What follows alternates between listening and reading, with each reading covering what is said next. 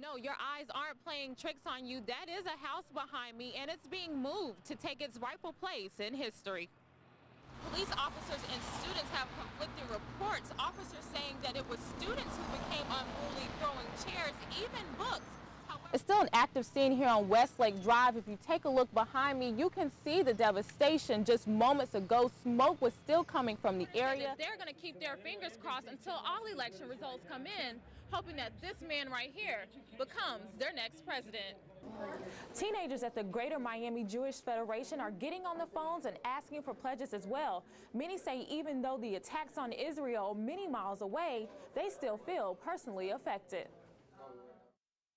The kids be beating up and the police be beating up them kids and stuff. Nobody's saying nothing. Parents are outraged and demanding answers from those who vow to protect and serve. All of this after students at Edison Senior High School claimed they were left black and blue by the boys in blue when a student demonstration became violent. They were calling us derogatory names. They continually beat on females. The male police were the ones that were mainly beating on the females. Students planned a demonstration in the school's cafeteria to protest the arrest of a fellow classmate. The day before, that suspended student claimed the vice principal put him in a chokehold. School officials say otherwise. From our understanding, the student attacked the assistant principal. Police officers were called in when the rally got out of control with about 60 patrol cars swarming the Edison campus. Cell phone cameras rolled, capturing the melee. Police officers and students have conflicting reports. Officers saying that it was students who became unruly, throwing chairs, even books. However, students have a different report saying that it was the officers who were using excessive force. They doing anything. They just see you, they going around slamming you on the ground, trying to arrest people. There were bottles and books and milk crates thrown at officers who were simply there on their assignment. When the dust cleared, officers and 2 students were injured, with at least 20 more put behind bars. Now parents and students want justice. So we'd like the vice principal arrested, and all the police who are responsible for abusing young people, all of them should be arrested as well. For NBC6, I'm Tanisha Harris. Here's what we know right now. A 16-year-old boy was shot and killed in his front yard. And to make matters even worse, it all took place in front of his mother. Wow. Wow.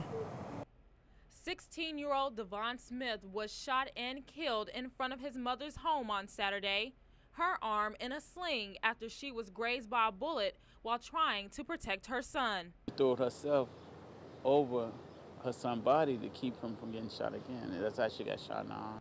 Miami-Dade police believe a fight at a party the night before may have led to the gunfire Saturday morning.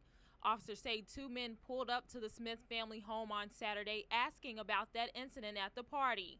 They wanted to talk to Devon. He wanted to protect his family.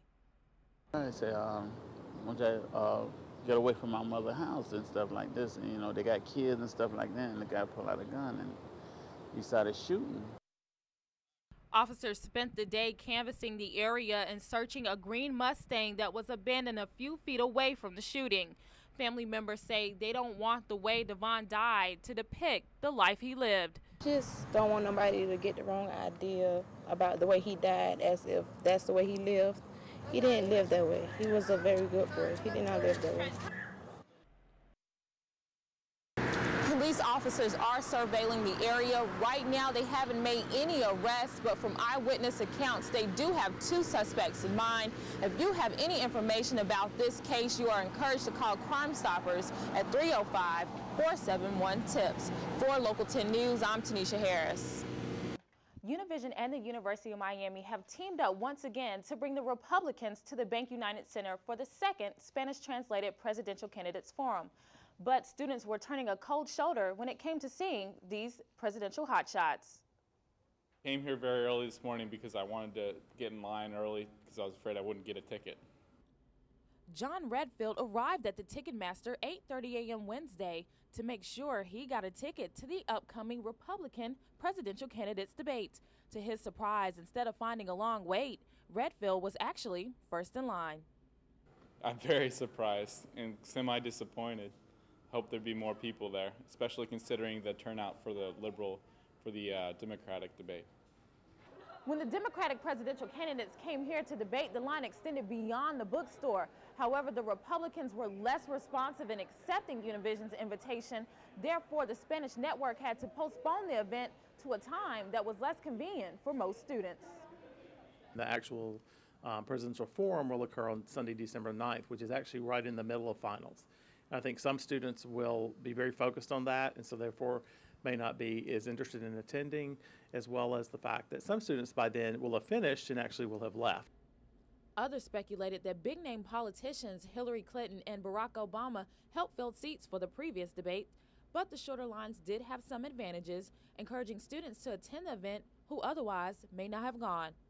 The only reason I'm going to this one is I noticed the line was died down and it was free, so, you know. Ticket distribution has been extended to next week, so if students do decide to change their mind, they do have a little bit of time, but they are encouraged to hurry because those unclaimed tickets are now being offered to faculty and staff. I'm Tanisha Harris, now back to the news desk.